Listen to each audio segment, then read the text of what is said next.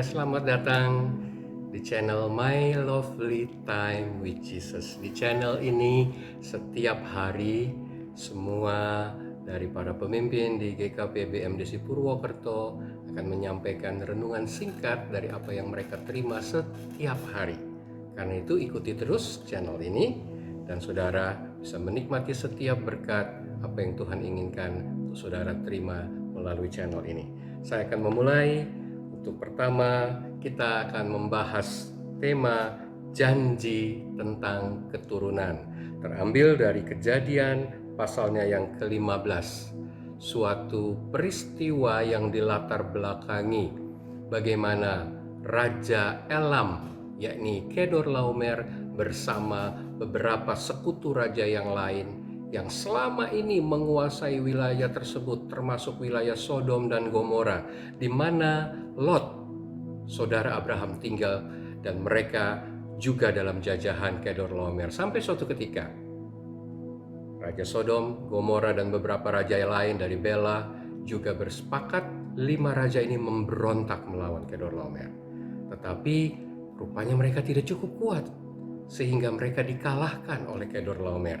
Dan seluruh harta benda rakyat, khususnya para wanita, dibawa dalam tawanan. Kabar ini sampai kepada Abraham. Dan Abraham mulai menyiapkan 318 orang pilihan yang lahir di rumahnya, yang cakap untuk melakukan tugas-tugasnya, dan dia melatih mereka sampai mereka mengejar dan membebaskan Lot beserta semua keluarganya, bahkan membawa kembali semua harta benda mereka. Dan disinilah terjadi Melkisedek, imam besar Allah, Raja Salem, akhirnya memberkati Abraham. Dan untuk pertama kali Abraham memberikan persepuluhan kepada Melkisedek. Nah saudara, saya akan membawa mulai dari ayatnya yang pertama. Dikatakan, kemudian datanglah firman Tuhan kepada Abraham dalam suatu penglihatan. Janganlah takut, Abram. Akulah perisaimu, upahmu akan sangat besar. Ya, setelah menang melawan Kedorlaomer, Tuhan menyatakan kembali janjinya kepada Abraham bahwa kemenangan yang dia peroleh karena Tuhanlah perisai dan yang menjadi upah bagi Abraham. Saudara, kemenangan yang dihasilkan dari ketaatan kepada Tuhan seharusnya tidak membuat seseorang sombong, karena Tuhan yang berperang bagi dia. Ya, peperangan yang pertama kali oleh Abraham ini diingatkan oleh Tuhan bahwa jangan takut, akulah perisaimu, upahmu akan sangat besar. Hari ini saya meyakini janji ini pun akan kita terima bersama-sama. Peperangan masih akan terus ada dalam bentuk yang berbeda di zaman kita ini. Tetapi hari ini kita terima Tuhan perisai kita, upah kita akan sangat besar. Kemenangan hanyalah bagian kecil dari sebuah peperangan, ya. Namun janji Allah, Dia ada menjadi perisai, itu jaminan kemenangan bagi setiap kita. Selanjutnya dikatakan di ayat yang kedua, akhirnya Abraham berkata, ya Tuhan Allah, apakah yang akan Engkau berikan kepadaku? Karena aku akan meninggal dengan tidak memiliki anak. Yang akan mewarisi seluruh harta warisanku, rumahku adalah Eliezer orang Damsyik atau hamba dari Abraham. Saudara, itu pertanyaan Abraham. Bahkan dia tegaskan di ayat yang ketiga. Ya, Abraham berkata kepada Tuhan, Engkau tidak memberikan kepadaku keturunan sehingga Eliezer hambaku nanti menjadi ahli warisku. Abraham memaksa untuk mengingatkan Tuhan, dia tidak punya anak. Semua harta yang dia miliki, yang dia bangun akan diberikan kepada Eliezer. Tetapi apakah itu kehendak Tuhan? Ternyata tidak.